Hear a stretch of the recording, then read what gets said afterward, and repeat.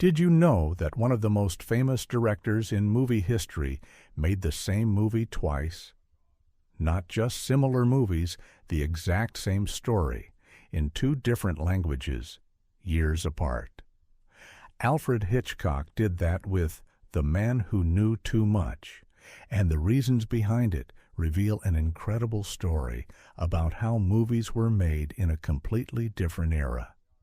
This film became legendary not just for the thrilling plot, but for the secrets hidden behind the camera. What you see on screen is only half the story.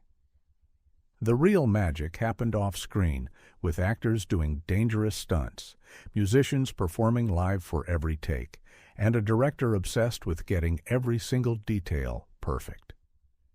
Let's dive in and discover 20 weird and amazing facts about The Man Who Knew Too Much. Fact number 20. Hitchcock remade his own movie. Alfred Hitchcock made this film twice. The first version came out in 1934 as a British film, and this one, the one everyone knows and loves, came out in 1956. But here's the wild part. Hitchcock didn't just make a new version because he wanted to. He remade it because technology and filmmaking had changed so much. The earlier version was made in black and white with very simple camera techniques. By 1956, Hitchcock had learned so much about creating suspense and tension that he wanted to tell the same story a completely different way. The plot is similar. A couple gets caught up in an assassination plot, but almost everything else is different. The locations changed, the actors changed, even the way the story is told changed completely. It's like Hitchcock looked back at his old work and thought, I can do this better now. What looked like a repeat was actually a masterclass in filmmaking. This wasn't laziness, it was confidence. Fact number 19. James Stewart was not Hitchcock's first choice. When Hitchcock started planning this movie, he didn't immediately think of James Stewart. The role of Ben McKenna was originally offered to other actors, but they turned it down. Can you imagine that? One of the greatest actors in Hollywood history almost didn't get to be in one of the greatest thrillers ever made. Stewart had to convince Hitchcock that he was right for the part. What's interesting is that Stewart was known mostly for playing nice, everyday American men in other films. But Hitchcock saw something different in him. He saw a man who could show real fear, real desperation, and real love for his family. Stewart's performances often showed the quiet strength of ordinary people facing extraordinary situations. That's exactly what this story needed. The choice to cast Stewart turned out to be absolutely perfect, but it almost never happened at all. Sometimes the best decisions come from second choices. Fact number 18. Doris Day didn't want to sing in the movie. Doris Day was an incredible singer and actress, but she had concerns about this role. She wasn't sure about being in such a dark, scary thriller. Thrillers weren't really what she was known for doing. She was famous for singing and being in lighter, happier movies. When Hitchcock asked her to sing in the film, she almost said no, but he promised her something special. A beautiful song that would become one of the most memorable parts of the entire movie. The song, Que Sera, Sera, Whatever Will Be, was written specifically for this film. Doris Day performed it, and it became so famous that it won an Academy Award. The song is gentle and peaceful, which makes it even more powerful when surrounded by all the dark and scary moments in the story. It's like a moment of hope in the middle of danger. What seemed like a risky choice, putting a famous singer into a thriller, became one of the most brilliant decisions of the whole production. That wasn't just casting, that was genius. Fact number 17. The famous concert scene took weeks to film. There's one scene in the movie that seems to last just a few minutes on screen. It's the concert scene where the assassination is supposed to happen. But filming that one scene took the entire crew weeks. Why? Because the music had to be perfect and the timing had to be absolutely exact. Every single take, the orchestra had to play the music perfectly.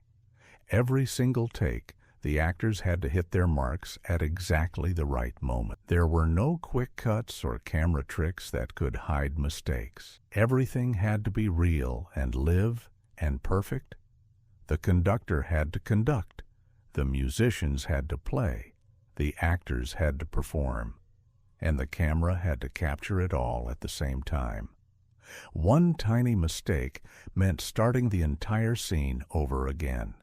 That wasn't acting. It was real fear of making a mistake. The pressure on everyone involved was enormous. What looked like a simple concert scene was actually one of the most technically challenging sequences Hitchcock ever filmed. Fact number 16. Hitchcock filmed in real locations across 2 continents. This movie was filmed in real places around the world.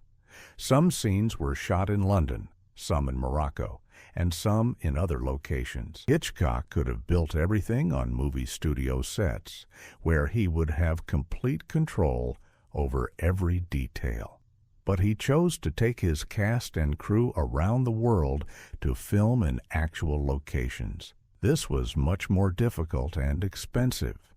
You had to move hundreds of people, all their equipment, all the cameras and lighting from one country to another. But Hitchcock believed that real locations looked more real than fake ones.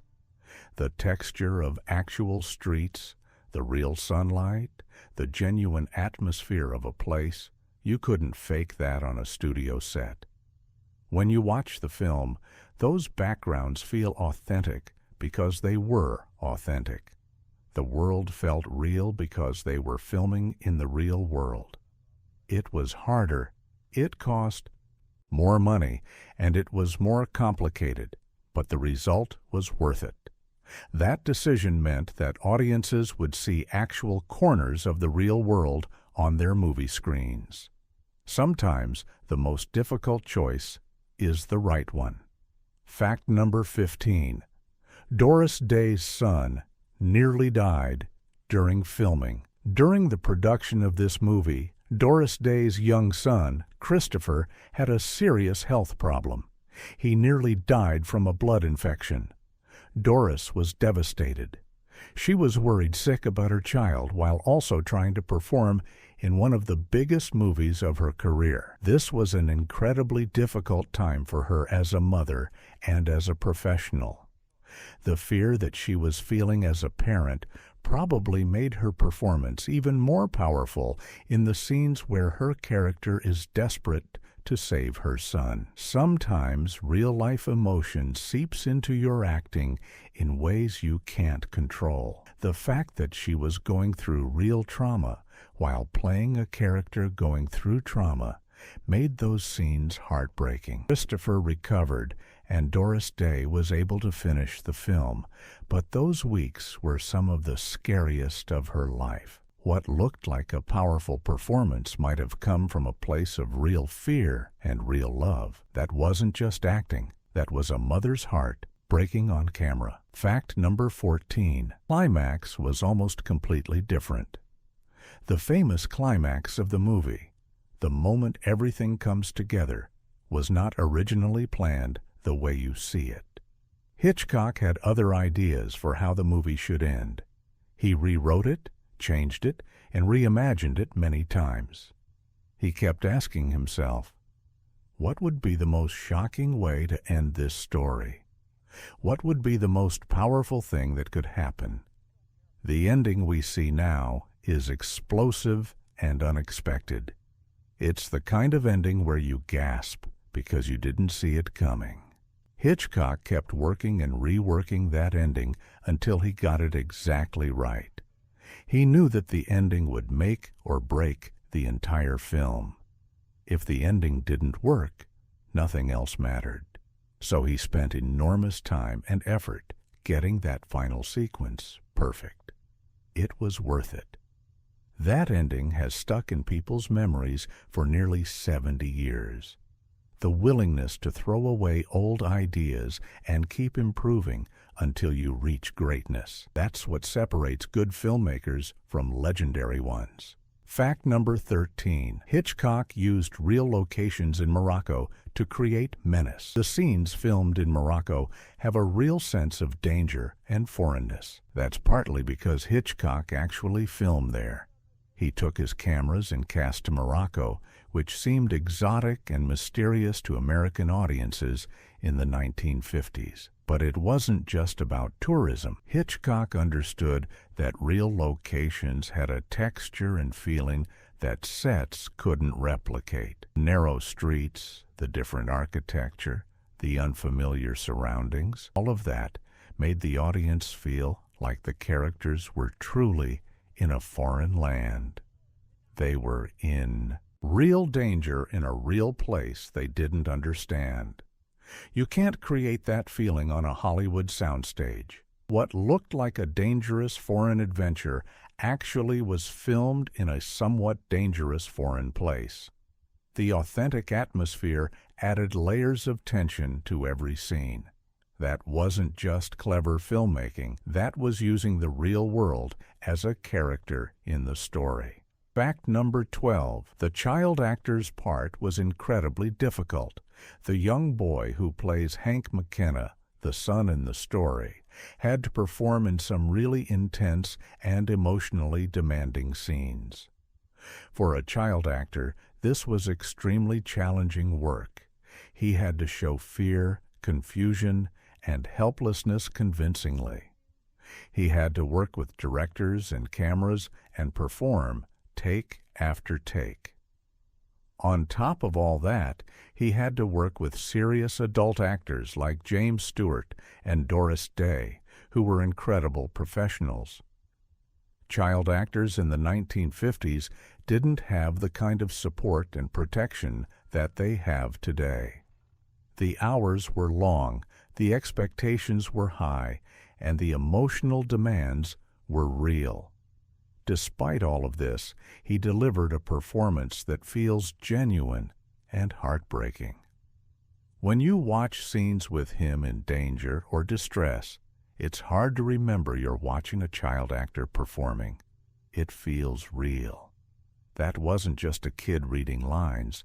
That was a young person doing serious dramatic work under intense pressure. Fact number 11. Hitchcock had the actors rehearse for months before cameras even started rolling. Hitchcock had his cast rehearse together for weeks. This was different from how many movies were made.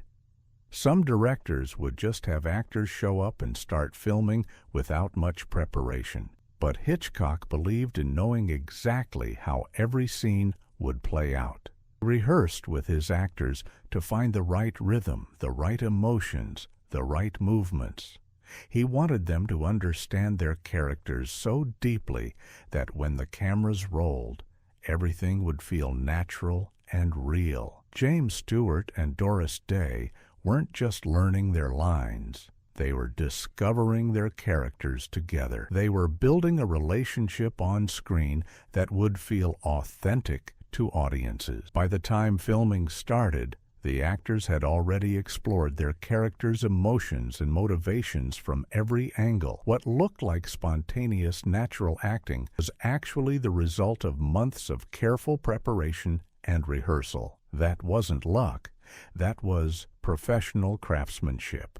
Fact number 10. The suspense was almost too much for some audience members. When this movie first came out, some people in theaters had serious reactions to the intense scenes. Suspense was so effective that some viewers couldn't handle the tension. This was actually a compliment to Hitchcock's skill as a filmmaker. He understood something fundamental about how fear works.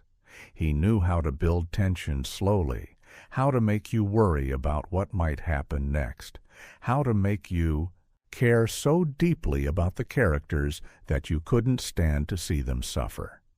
The scenes where the mother is desperate to save her son, The scenes where danger is closing in.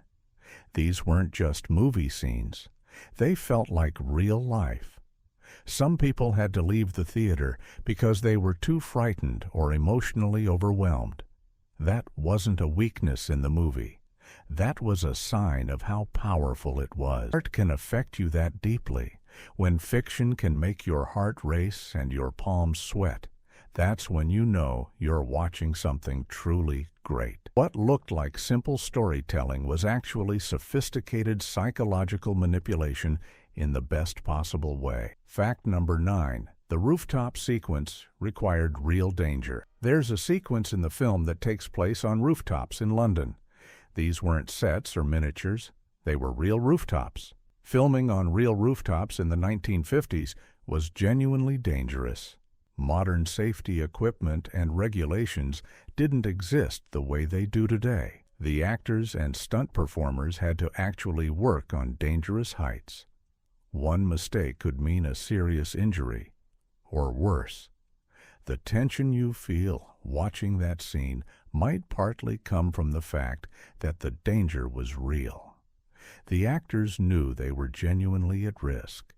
That awareness probably came through in their performances. They weren't pretending to be scared of falling. They actually were at risk of falling. Hitchcock was famous for pushing his actors and crews to their limits. He believed that real danger created real tension. Whether that was smart filmmaking or reckless depends on who you ask, but the result was unforgettable. That wasn't just movie magic. That was actual bravery. Fact number 8. Alfred Hitchcock barely appears in his own film. Hitchcock was famous for putting a brief appearance in his own films. It became like a signature, a small gift to fans who knew to look for him. In this movie, Hitchcock's appearance is so brief and easy to miss that most people don't notice it on their first viewing. Some might not even notice it on their 5th viewing. He didn't want his appearance to distract from the story. He wasn't trying to be a star. It was just a little joke between him and the audience, a secret hidden in plain sight. If you know where to look, you can spot him, but if you don't know, he vanishes into the background like a ghost. This is typical of Hitchcock's playful relationship with his own films. He was confident enough to slip into the background because the story and the suspense were what mattered. What looks like a director trying to steal the spotlight was actually the opposite. An invisible hand controlling everything while remaining hidden. Fact number 7. The music score was composed specifically for this version. A famous composer named Bernard Herrmann created the musical score for this film. He didn't just write generic background music. He composed the entire score specifically for this story and this version. The music is a character in the film just as much as the actors are. Think about the moments of suspense. The music is what makes you feel that danger.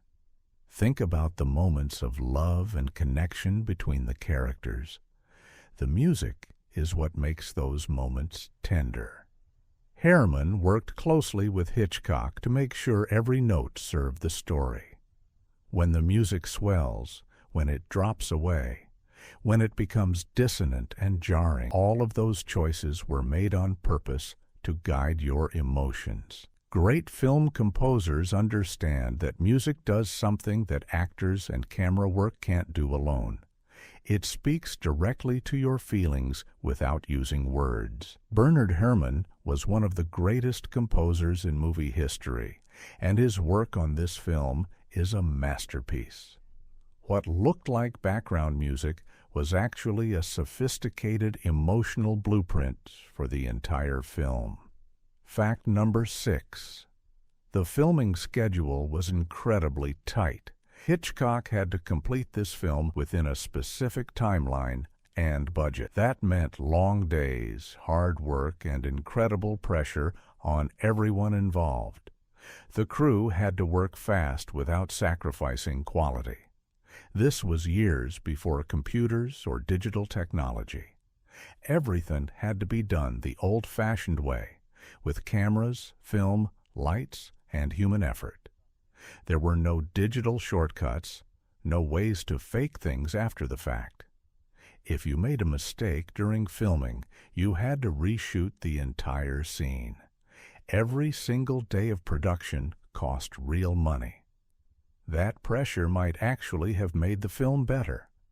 Creative constraints sometimes push artists to find clever solutions. With time and money running out, everyone had to be focused and efficient. Hitchcock had to make quick decisions and trust his instincts. There was no time for second-guessing. What might have looked like a leisurely filmmaking process was actually a careful balance between artistic vision and practical reality. Sometimes the best art comes from working under pressure. James Stewart brought real emotion to his performance. James Stewart was known for being a brilliant actor, but his performance in this film is particularly powerful. He plays a man who is terrified, desperate, and willing to do anything to save his family. You can see the fear in his face and hear it in his voice. That fear feels genuine because Stewart was a skilled actor who knew how to access real emotions. He understood his character's desperation. He understood what it would feel like to have your child in danger. Stewart brought layers to the character that made him feel like a real person, not just a hero in an adventure story. The character isn't fearless or invincible. He's a father who is scared out of his mind, but keeps going anyway. That's a different kind of heroism, the heroism of an ordinary man facing an impossible situation. Stewart's performance shows us that kind of courage. What looked like a typical thriller hero was actually a portrait of human vulnerability and strength combined together. Fact number 3. The final confrontation was filmed over many days. The climactic moment of the film, when everything comes together and the mystery is solved, required careful filming. This scene had to have perfect pacing, perfect tension, and perfect emotional impact. Hitchcock filmed it over many days, trying different takes, different angles, different performances. He kept pushing his actors to find new layers in the scene. He kept moving his cameras to find better angles. He kept asking, how can we make this moment even more powerful? The result is a sequence that feels explosive and inevitable at the same time. You feel like the ending had to happen this way, like there was no other possible outcome. That sense of inevitability doesn't happen by accident. It comes from careful planning and careful execution. It comes from a director who knows exactly what he wants and keeps working until he gets it. What looked like a moment of spontaneous action was actually the result of countless decisions and countless hours of work. Fact number 2. Doris Day's last scene required multiple emotional takes. The very last scene of the film is a moment of emotional release. After everything that has happened, all the fear, all the danger, all the desperation, there's a moment of peace and connection between the characters. Doris Day had to perform this scene over and over. She had to cry, she had to smile, she had to show relief and joy and exhaustion all at once. Between takes, she had to find her emotions again and again. That's incredibly difficult emotional work. Most people can't just turn their emotions on and off like a switch. But professional actors learn to do exactly that. They learn to find the emotional truth in a character and access it over and over. Doris Day had to do that while dealing with real worry about her son's health. The strength it took to deliver that performance, given what she was going through in her personal life, is remarkable. What looked like a simple emotional moment was actually the result of incredible professional strength and courage. That wasn't just acting. That was a person channeling real emotions into art. Fact number 1. This film changed how directors think about suspense. This film is studied in film schools and used as a textbook example of how to create suspense. Hitchcock's techniques in this movie became the standard that other filmmakers followed. He showed that you don't need explosions or violence to create tension. You just need to make the audience care deeply about characters and then put those characters in danger. You need to make the audience wait, wondering what will happen next. You need to use music and camera angles and pacing to manipulate the audience's emotions. Everything Hitchcock did in this film was intentional and calculated. Every moment served the goal of creating suspense. The film became a masterclass in how to tell a story that keeps people on the edge of their seats for 2 hours. Film students still watch this movie and study how Hitchcock creates tension. They try to copy his techniques because those techniques work. They work because they're based on a deep understanding of human psychology and emotion. What looked like entertainment was actually a sophisticated study in how fear works. This film changed movie history. Bonus fact: the lost alternate scenes. There were scenes filmed for this movie that never made it into the final version. Hitchcock shot material that he ultimately decided to cut. These lost scenes exist only in archives, and most people have never seen them. Why would a master filmmaker shoot scenes just to throw them away? Because he understood something important. Sometimes the best scenes are the ones you cut. Cutting scenes is about respecting your audience's time and attention. It's about realizing that a scene you love might actually slow down the story or distract from the main plot. Hitchcock was willing to remove material he had worked hard to create because he knew it wasn't serving the film. That takes incredible confidence and discipline. These deleted scenes show us Hitchcock's process, his willingness to experiment, to try different things, and to make tough choices about what to keep and what to remove. They're like sketches that an artist draws and then erases, using the knowledge from the sketch to improve the final painting. The final film is stronger because of what was left out. Old tools, new magic. That's how great films get made. The Man Who Knew Too Much is more than just a thriller.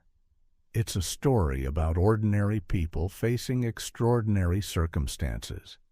It's about a father and mother willing to do anything to protect their child.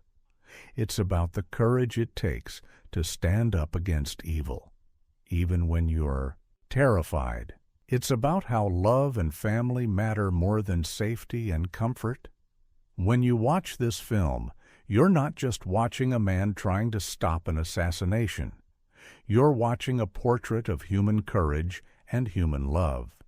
You're watching a masterclass in filmmaking from a director who understood how to make you feel things deeply and truthfully. Behind every great film are hundreds of people working together.